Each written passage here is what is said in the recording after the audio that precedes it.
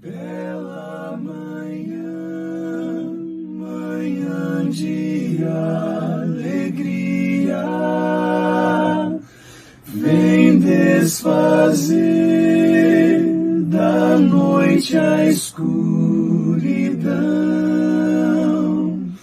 Foi-se o clamor, tristeza e agonia,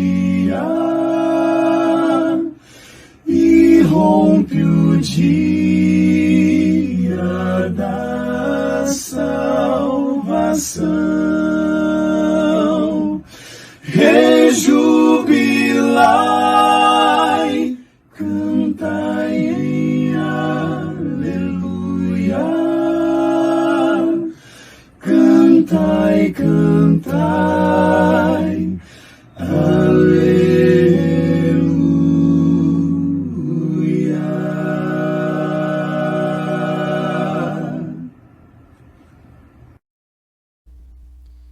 Vamos orar? Eterno e poderoso Deus, Criador dos céus e da terra, nós estamos aqui reunidos, ó Pai, com o propósito de estudar a Tua Palavra. Sabemos que o Senhor deixou o livro do Apocalipse, é um livro todo especial para o tempo em que vivemos, e o Senhor quer nos revelar as verdades contidas nesse livro. E, ó Pai, nessa aula há pessoas interessadas, pessoas que estão com o coração aberto, querendo aprender de Ti, aprender de Jesus, aprender do Seu amor e sobre os eventos finais.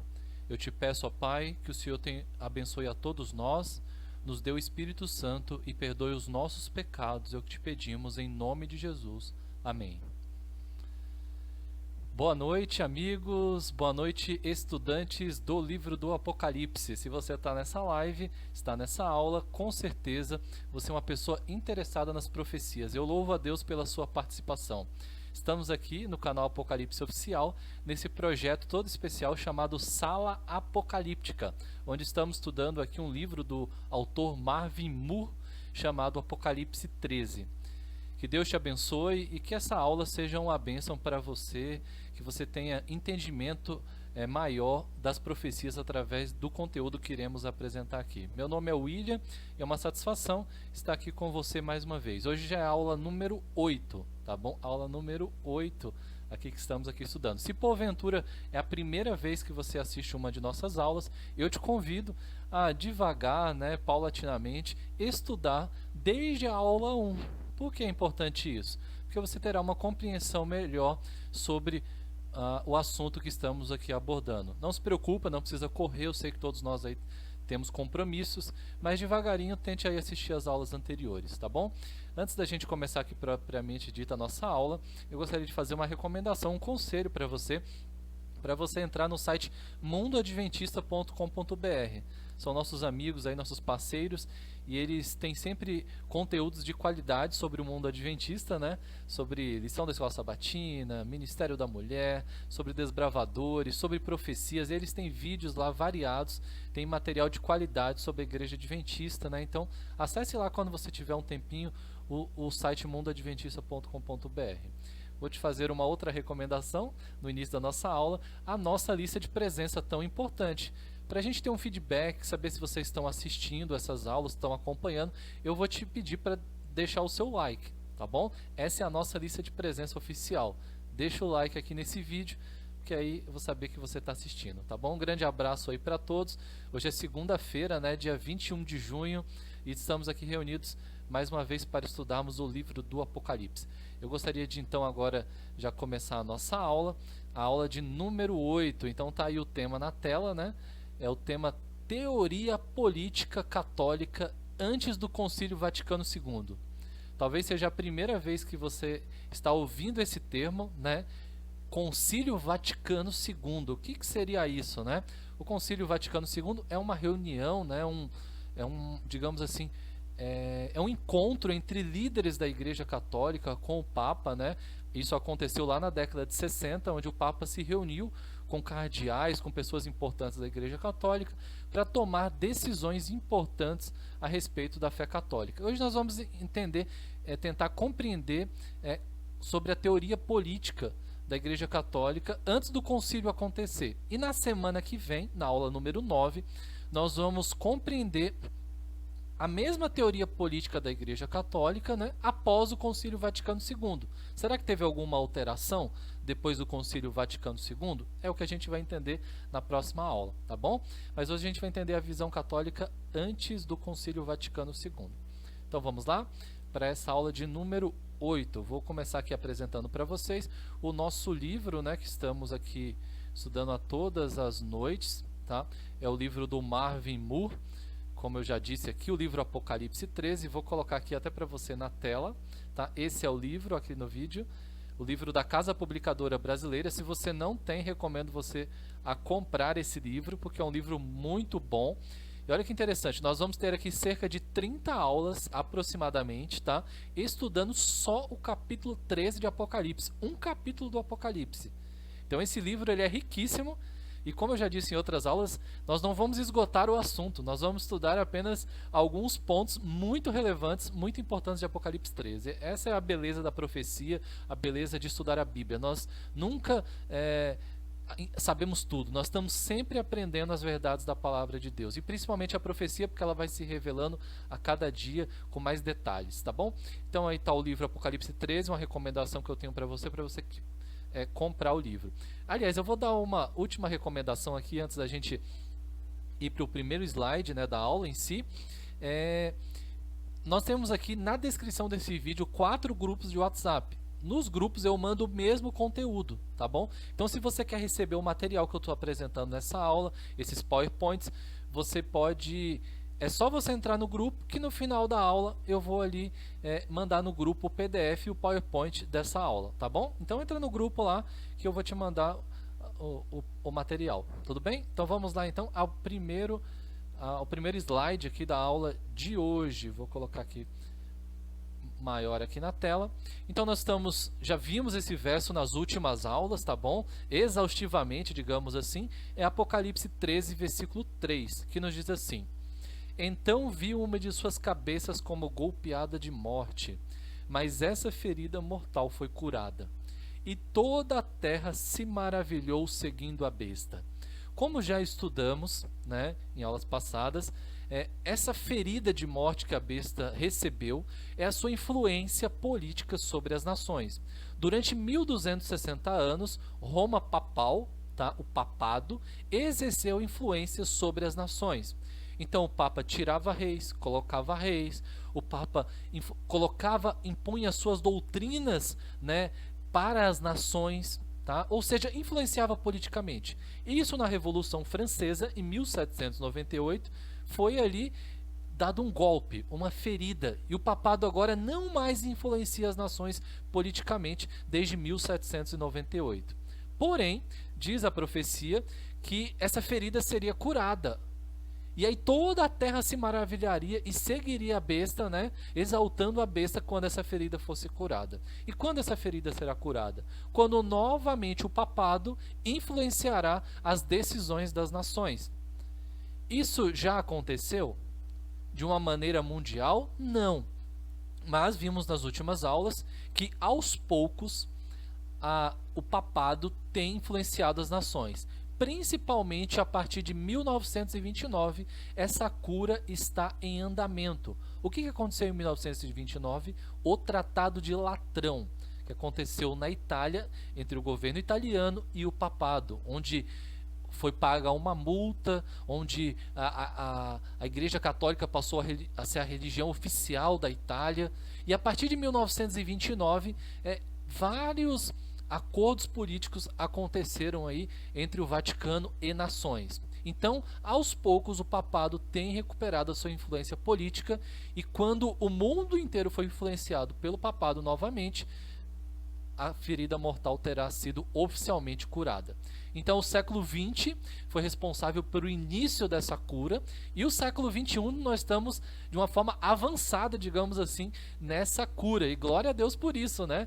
Não porque o papado está estabelecendo a sua cura, mas porque a profecia está se cumprindo e Jesus está se aproximando de voltar, porque a volta de Jesus é o nosso motivo de estudarmos aqui. A causa motriz dessas aulas, amigos, da sala apocalíptica, é a volta de Jesus. Jesus voltará. Essa é a nossa grande esperança, tá bom? Então nós estamos estudando sobre isso, a cura da ferida, né, do papado. Mas em 1962 até 1965, o que aconteceu? Aconteceu o Concílio Vaticano II. Como eu disse, uma reunião do Papa com líderes, né, da Igreja Católica, cardeais, homens importantes, que tomaram decisões que seriam, digamos assim, essas decisões tomadas no Concílio Vaticano II são decisões que pautariam, né, a Igreja Católica, né, e a ação do papado nos anos seguintes, até uma próxima reunião, digamos assim, importante como essa que aconteceu lá na década de 60 do século passado. Então percebam, por que o Concílio Vaticano II é importante? Porque ele se estende até os nossos dias. Os papas que vieram após o Concílio Vaticano II, eles estão trabalhando as decisões do Concílio Vaticano II. Então o Concílio Vaticano II, ele ainda não acabou. A reunião em si acabou, mas os efeitos dele continuam até os nossos dias. Por exemplo, o Papa Francisco, ele é um fiel seguidor dos ensinamentos, né, do Concílio Vaticano II, já que ele é um Papa, né, do catolicismo, ele segue essa influência, né, do Concílio Vaticano II. E uma das pautas do Concílio Vaticano II é o ecumenismo, né, talvez a principal dela, digamos assim. E o ecumenismo, o Papa Francisco, o Papa atual, ele desenvolve isso com uma maestria, digamos assim, quase que perfeita. O Papa Francisco, ele tem se aproximado de judeus, de muçulmanos, de budistas, de cristãos protestantes, né? Então nós sabemos que o Concílio Vaticano II é muito atual e vai continuar aí até Jesus voltar, ao que tudo parece, tá bom? Os princípios aí do Concílio Vaticano II.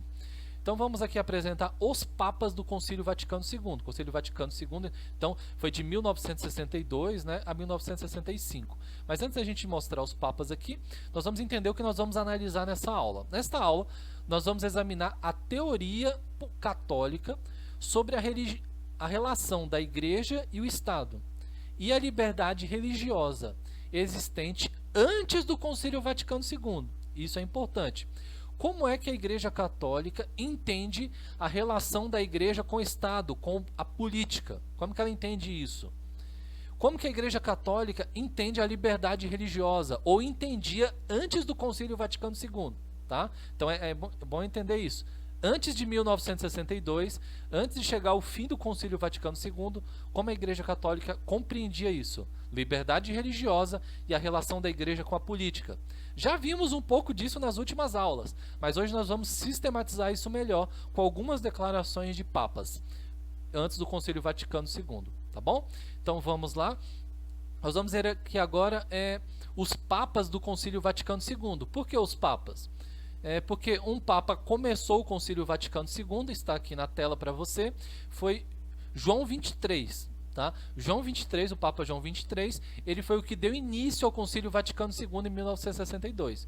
Só que durante o Concílio Vaticano II, ele morreu, e aí veio um outro Papa, que foi o Papa Paulo VI. Tá? Ambos aí foram os papas do Concílio Vaticano II. Tá? O Concílio Vaticano II, ele também é conhecido como Concílio Ecumênico da Igreja Católica. Tá? Por quê?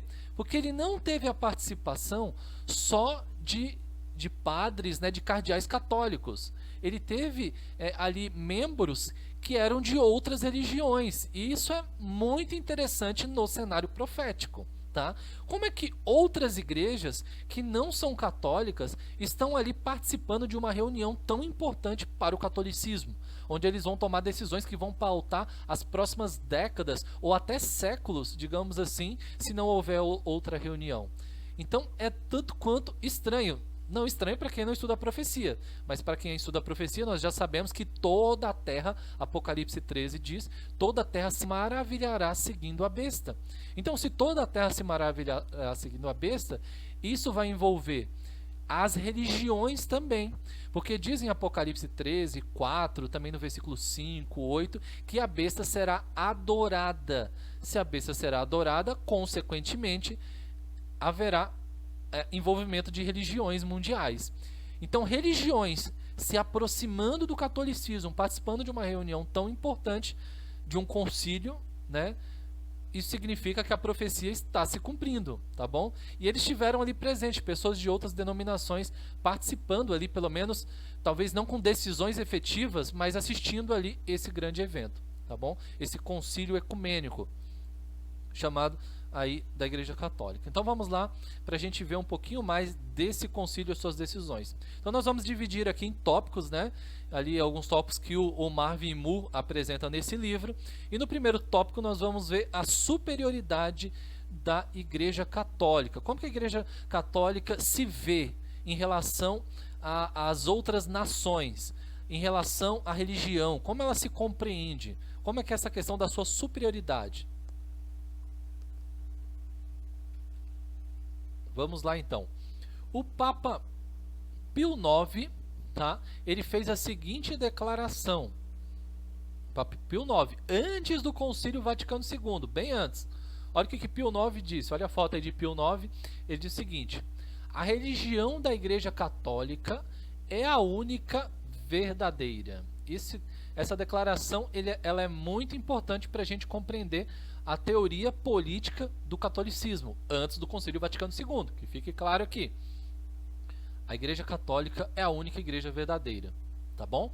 É isso que o catolicismo entende sobre si, o papado declara.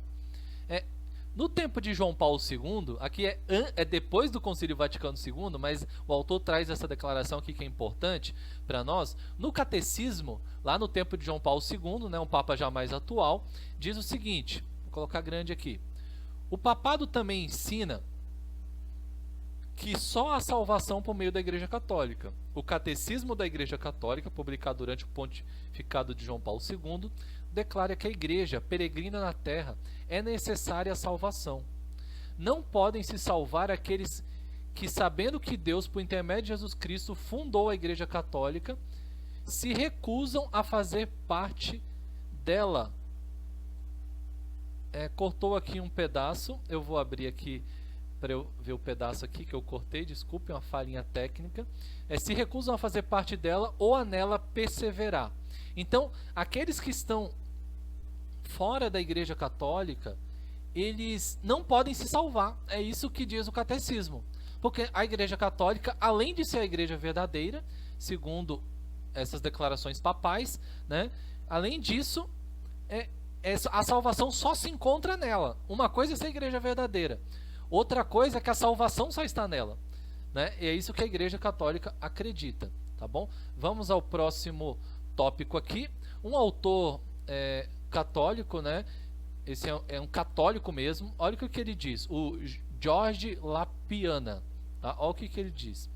Ele disse que a Igreja se considera a agência divina exclusiva da salvação, o órgão exclusivo da graça divina, o canal exclusivo do Divino Espírito Santo. Em resumo, a salvação é só encontrada na Igreja Católica. Quem não é católico está perdido. Esse era o entendimento antes do Concílio Vaticano II. E a gente vê que até na época de João Paulo II parece que isso continua, tá bom? Tudo bem até aí? Vocês estão compreendendo? Então assim, a gente precisa compreender uma coisa. Ser igreja verdadeira, né, não é só a Igreja Católica que se declara igreja verdadeira. Se você for em qualquer igreja aí, batista, assembleia, até adventista, e perguntar vocês são a igreja verdadeira? Qualquer igreja vai dizer, nós somos a igreja verdadeira, tá bom? Até aí nenhum grande problema. O problema está em uma igreja dizer que a salvação só é encontrada nela. Esse é um ponto bem diferente. Eu acredito que se você for numa igreja batista e perguntar para os batistas se eles são a igreja verdadeira, eles vão dizer que sim. Agora, se você perguntar para eles, a salvação só tem aqui, quem não é batista está perdido, eu acredito que eles não vão falar isso. Pelo menos até o que eu sei, tá bom? Na igreja adventista, que é a igreja que eu frequento, a mesma coisa. A igreja adventista, nós também nos consideramos igreja verdadeira. Porém, nós acreditamos que a salvação não está só dentro da igreja adventista. Pessoas serão salvas em todas as religiões, em todas as denominações, pessoas sinceras e verdadeiras, porque Deus julga conforme a luz que cada um tem. Então Deus não pode julgar um presbiteriano, um batista, pelo um conhecimento sobre, por exemplo, a guarda do sábado, que ele não tem. Então ele não entendeu ainda completamente que o sábado é o dia do Senhor. Como que Deus vai julgar ele se ele não teve essa luz, digamos assim? Então, na doutrina católica, o pensamento católico ele é um tanto quanto radical. Porque no pensamento católico a salvação é exclusiva, a graça é encontrada apenas dentro do catolicismo, tá bom? Então vamos lá. Esse é o primeiro tópico. Agora vamos para o segundo tópico. O segundo tópico é a suprema autoridade do Papa. Então nós vimos aqui a superioridade da igreja, porque a salvação, segundo o catolicismo, é encontrado só na igreja católica. Mas agora a gente vê a suprema autoridade do Papa. Como é que eles entendem isso? Olha o que diz aqui, na página 80. O Marvin Moore diz assim: o Papa deve ser a suprema autoridade, tanto no que tange aos assuntos religiosos, quanto aos temporais. Os temporais significa assuntos políticos, tá? Esse texto ele é bem importante. Então o Papa ele é supremo, ele está acima. A sua autoridade está acima de quem? De todas as religiões e também da política. Os assuntos políticos deveriam todos eles serem levados ao Papa, porque ele é superior nesses tipos de assuntos, tanto religiosos quanto assuntos políticos. Esse é o pensamento católico, só estou expondo aqui o pensamento. Vamos lá. Inocêncio III, um outro Papa, tá bom? Que foi Papa de 1198. Espera aí que vai aparecer para vocês aí. Tá demorando um pouquinho. Aí, tá aí. O Papa Inocêncio III, que liderou a igreja de 1198 a 1216. Então vejam lá, praticamente no finalzinho do século XII e século XIII. Olha o que ele disse. Olha a declaração dele. Bem importante. A liberdade eclesiástica é mais bem preservada quando a Igreja Romana tem pleno poder para resolver tanto assuntos temporais, ou seja, assuntos políticos, quanto os espirituais. Então, a liberdade religiosa, eclesiástica religiosa, ela é melhor preservada quando se deixa a Igreja Católica fazer tudo. Ela mandar na política e mandar na religião. Esse é o pensamento de liberdade que a igreja tem. Qual que é a liberdade que a igreja católica pensa? A liberdade da igreja católica é o Papa dominando a política e as religiões. Tá bom? É isso daí, é o que o catolicismo pensa. Aliás, o que pensava antes do Concílio Vaticano II, que é o que estamos vendo nessa aula. Tá bom? Só que a gente vai ver agora um outro Papa. A gente viu aqui finalzinho do século XII e século XIII. Agora a gente vai para o século XIV. Tá? 1302, o Papa Bonifácio, ele escreveu uma bula chamada Unam Sanctam. O que é uma bula? É um documento papal, tá bom? Uma fala aí do Papa, um documento onde traz ensinamentos para os católicos. Ele diz assim: com a verdade como nossa testemunha, é da competência do poder espiritual, ou seja, do papado, estabelecer o poder terrestre, político, e desaprová-lo se este não for bom. Eu vou colocar maior aqui para você ler de novo aí, porque esse texto é muito importante. Leia aí. Olha a competência do poder espiritual do papado. Estabelecer o poder político e desaprová-lo se esse não for bom. Isso aqui é bem importante a gente compreender. Então o papado se acha superior às religiões e aos governos políticos. E ele acha ele entende que precisa dominar tudo. E a gente já até estudou sobre isso. Nós entendemos que lá no século IV, né, esse pensamento veio de Santo Agostinho. Tá? A respeito da interpretação que Santo Agostinho teve de Daniel 2 da estátua. A estátua de Daniel, o Santo Agostinho teve a seguinte interpretação: a pedra que derruba as nações não é a volta de Jesus, o estabelecimento do reino de Deus. O estabelecimento do reino de Deus acontece através da Igreja Católica. Esse é o pensamento, né, de Santo Agostinho trouxe para a igreja, que a igreja pensa até os nossos dias. Então, por isso que ela precisa dominar as religiões e a política. Então, segundo essa declaração do Papa Bonifácio, se um político ele não for bom, ele deve ser tirado. Por quem? Pelo povo? Por eleição? Por impeachment? Não, pelo próprio papado. Além do papado ter que estabelecer reis, o papado também deve tirar esses políticos, tá bom? Esse é o pensamento, essa é a teoria política do papado, que se estende à sua igreja, que é o catolicismo. Então isso é coisa muito séria. O papado não é apenas uma religião, é um domínio mundial, tá bom? Então nós vamos aqui avançar ainda no século XIII, né? Voltamos aqui ao século XIII, estávamos no XIV, vamos voltar aqui um pouquinho agora com um teólogo muito importante do catolicismo, que é São Tomás de Aquino, tá? Um homem aí que Lutero teve uma grande desavença, né, sobre os ensinamentos dele. Lutero não gostava dos ensinamentos de Tomás de Aquino, foi um inimigo aí dos ensinamentos de São Tomás de Aquino. São Tomás de Aquino, né, disse o seguinte, vejam aí, o poder secular, ou seja, o poder político, está sujeito ao poder espiritual, como o corpo está sujeito à alma. Vocês conseguem entender isso? O poder secular, a política, está sujeito ao poder espiritual. E ele acrescenta, na figura do Papa, o poder secular está unido ao espiritual. Ele sustenta o vértice de ambos os poderes. Eu estou sendo aqui talvez repetitivo nessa ideia, né? Mas cada vez está mais claro através de papas diferentes, em séculos diferentes, e teólogos católicos apresentando a mesma coisa. O Papa é a autoridade máxima das religiões e também da política. Talvez seja surpresa para alguns, para outros não, mas o papado entende que ele deve controlar a política também, além de controlar todas as religiões. Todas. Tá bom? Vamos aqui prosseguir. Para mais uma citação, diz assim na página 81. Na verdade, eles propagaram o conceito, os papas, né, que num estado ideal, qual que é o estado ideal? Ou seja, o país, a nação ideal. É aquela onde a Igreja Católica deve ser a única religião oficial, única, não pode ter outra religião, só essa. E o Estado precisa garantir a superioridade da Igreja Católica em relação a todas as outras. Então, qual que é o Estado perfeito? Onde a Igreja Católica é a igreja oficial e onde os políticos usam a sua influência, o seu poder para fazer o quê? Para proteger a igreja. E proteger de que forma? Fazer com que quem é contra a igreja seja extinto. Ou seja, no estado ideal não pode haver outras religiões. Tudo bem? Esse é o pensamento, é a teoria política do catolicismo. Como o catolicismo entende a relação entre igreja e Estado. Agora vamos para o terceiro tópico aqui.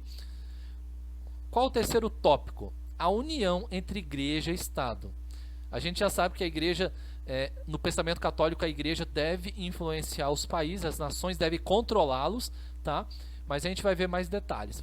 Então vamos aqui sobre a união igreja e Estado. Vamos ver aqui essa próxima citação na página 82. Diz assim: segundo a ótica do papado, uma vez que a Igreja Católica é a única religião verdadeira, e já sabemos disso, né? Que esse é o pensamento do catolicismo, diz assim: o catolicismo deve ser a religião estatal, ou seja, a religião oficial dos países, do Estado.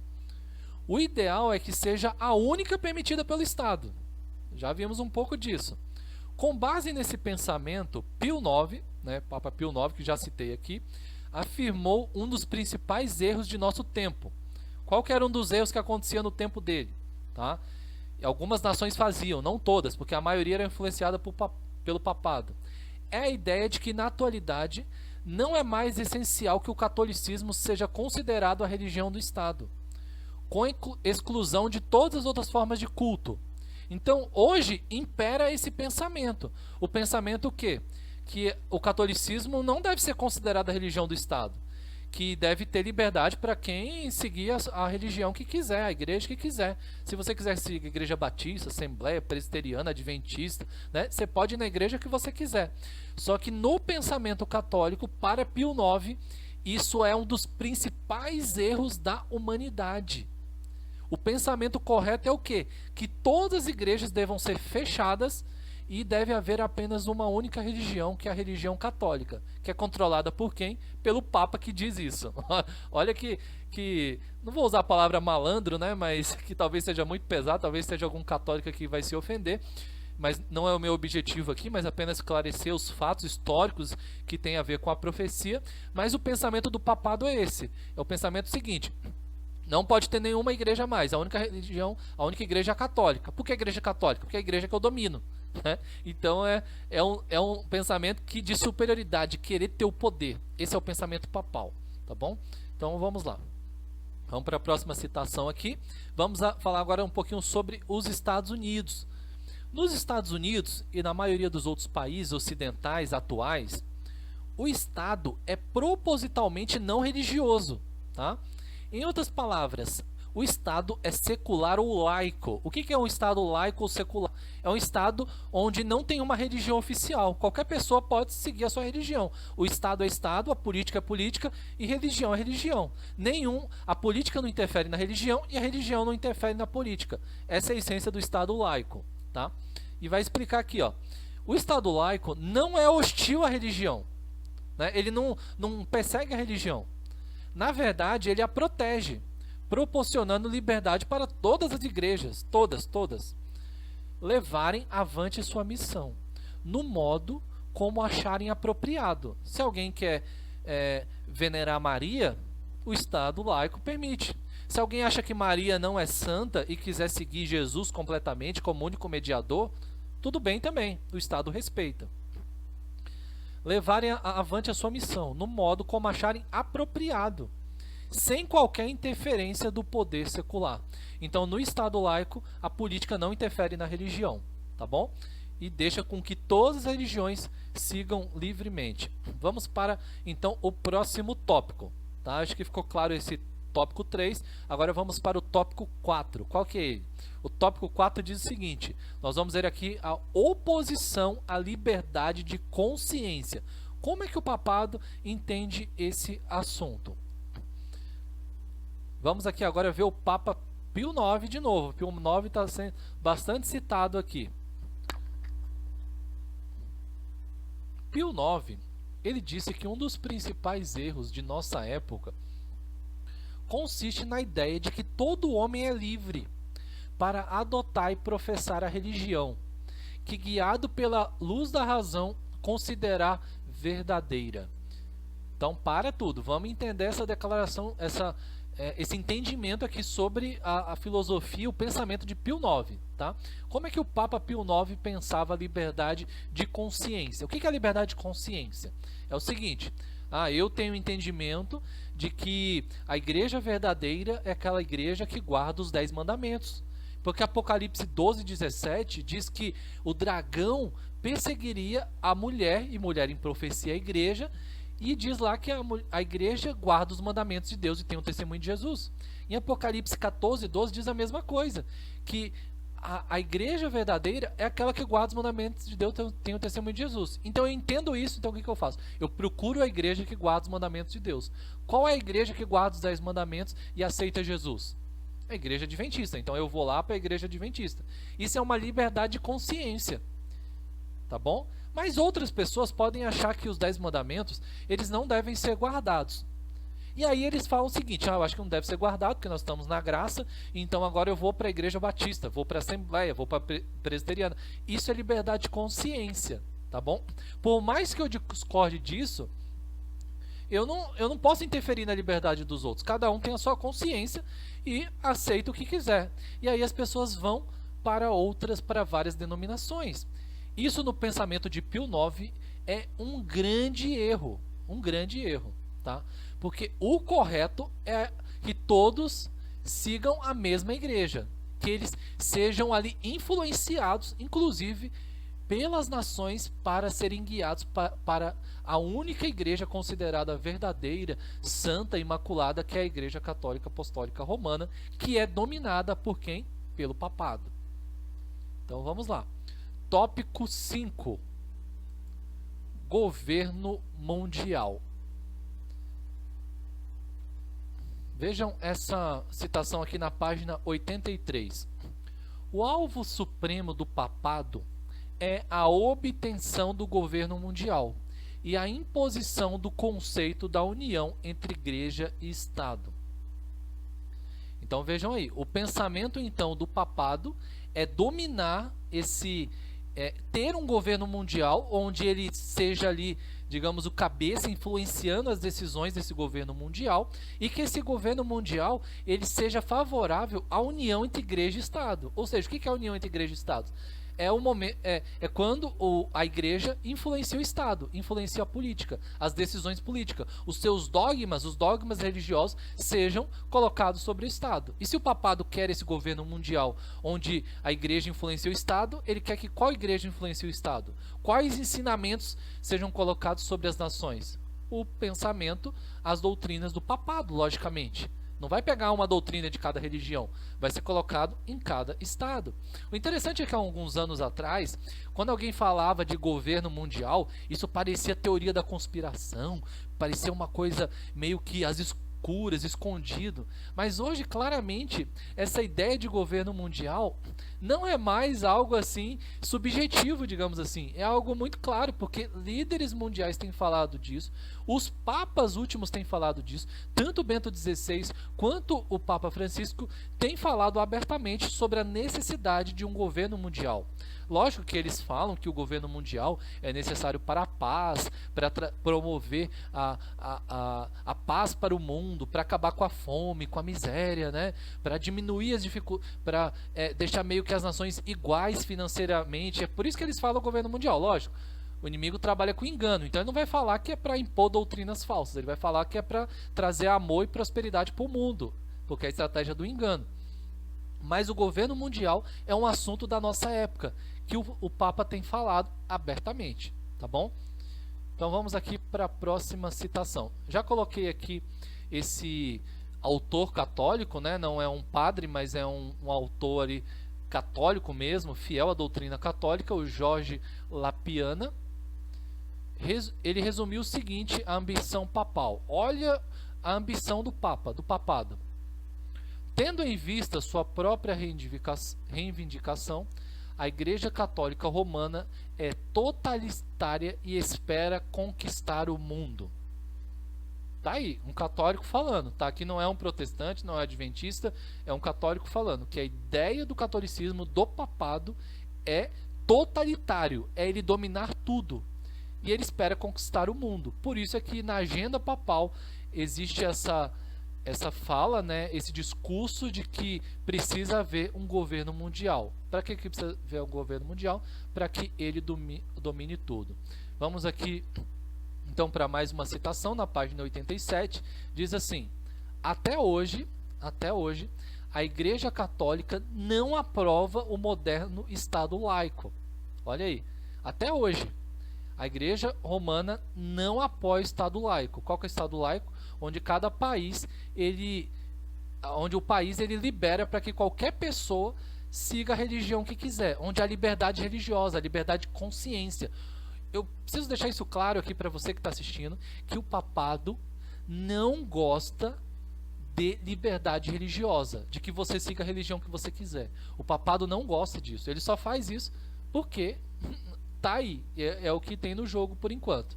Diz assim: a Igreja Católica convive com ele, com o Estado laico, porque não tem outra escolha. É isso que eu estou falando, que eu acabei de falar. A separação entre a religião e o governo nunca foi e até hoje não é aceita pelo papado. Volto a repetir, o papado não gosta de liberdade religiosa.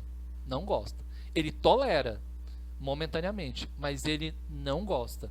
Então, muito em breve, quando o papado estiver dominando o mundo, a liberdade religiosa, amigos, ela será tirada completamente. Diz a profecia em Apocalipse 13, quando a ferida de morte acontecer, e qual que é a ferida de morte? O restabelecimento dessa ferida, né, a cura acontecer, será a influência do catolicismo, do papado sobre as nações. Quando isso acontecer, não haverá mais liberdade religiosa. Então, durante 1260 anos, a Igreja Romana perseguiu quem era contra os seus ensinamentos, não dava liberdade para ninguém. E essa história esse posicionamento irá se repetir nos últimos dias. Só que nós sabemos pela profecia que quando isso acontecer agora não mais será 1260 anos. Será um curto período de tempo, porque Jesus voltará para tirar esse domínio papal. Quando o papado assumir o domínio mundial, Deus vai permitir por um pouquinho de tempo e aí Jesus vai voltar e vai tirar esse domínio. Glória a Deus por isso, tá bom? Vamos aqui então para a conclusão final da aula de hoje, tá? Qual que é a conclusão aqui dessa teoria, da teoria política, né? Antes do Concílio Vaticano II. Vamos lá, qual que é a conclusão? Antes do Concílio Vaticano II, a teoria papal da relação que deve existir entre a Igreja e o Estado estava baseada no conceito de que o cristianismo é a única religião verdadeira e o catolicismo é a única igreja cristã verdadeira, tá? Esse é o pensamento do catolicismo, antes do Concílio Vaticano II. A conclusão disso é que o Papa tem suprema autoridade tanto em assuntos espirituais quanto seculares, em assuntos políticos. O papado deve dominar a política e as religiões do mundo, tá bom? Vamos aqui à continuação dessa conclusão. Portanto, reis, presidentes e primeiros ministros devem sujeitar-se a ele. Quem? O Papa. Pelo menos em questões espirituais ou morais. De acordo com essa visão, a Igreja e o Estado devem se unir para que o governo secular imponha os princípios morais defendidos pelo catolicismo. As pessoas precisam se submeter à autoridade doutrinária da Igreja. Não têm o direito de crer e adorar como desejam. Então, esse é um resumo da teoria política católica. O catolicismo, o papado, precisa estar unido com a religião, tirando a liberdade das pessoas para que as pessoas sigam apenas a Igreja Católica, que eles entendem sendo a única igreja onde há salvação, tá bom? Então esse era o pensamento antes do Concílio Vaticano II, que aconteceu entre 1962 e 1965.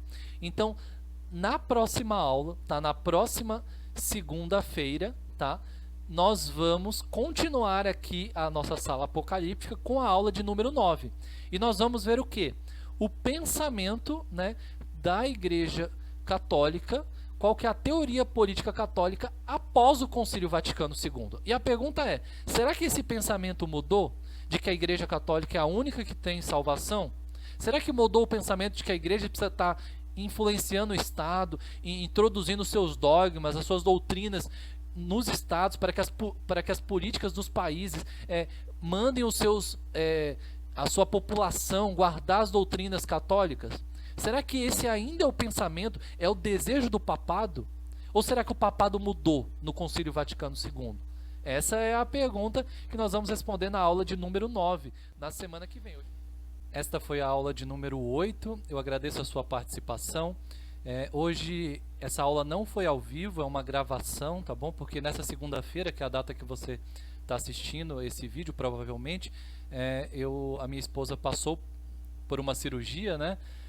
Está passando por uma cirurgia nessa data, então não consegui fazer ao vivo, mas na próxima segunda eu estarei aqui ao vivo, dia 28, com vocês aqui novamente, como eu tenho feito todas as segundas-feiras, tá bom? Agradeço a compreensão. Não sei exatamente quem está assistindo aqui, mas tem um pessoal que está sempre junto com a gente aqui, como o Marcos Militão, a Ciene, o Juan, várias pessoas com certeza estão aí assistindo e compartilhando esse vídeo, e outros tantos que estão assistindo conosco. Agradeço a todos, tá? Que Deus te abençoe. E vou pedir para você deixar o seu like, tá? Porque, como eu já disse, essa é a nossa lista de presença. Então deixa o seu like e, se possível, compartilhe esse vídeo com 10 pessoas ou mais, né? Que você puder aí. Se você gostou desse vídeo, compartilhe, porque o assunto profético, o estudo de profecias é um assunto importante para os nossos dias, tá bom? Deus tem uma bênção especial para todo aquele que lê as palavras da profecia, estuda as profecias. Então, essa é a nossa proposta aqui, ampliar a luz profética para você, tá bom? Então que Deus te abençoe, fique firme nos caminhos de Cristo e lembre-se, Jesus está voltando, prepare-se para esse grande dia onde nós encontraremos o nosso Senhor. Fique com Deus, que a sua semana e resto de semana seja abençoado na presença dele, tá bom? Grande abraço e até a próxima segunda, onde estarei aqui ao vivo. Na segunda que vem estarei ao vivo, tá bom? Fique com Deus.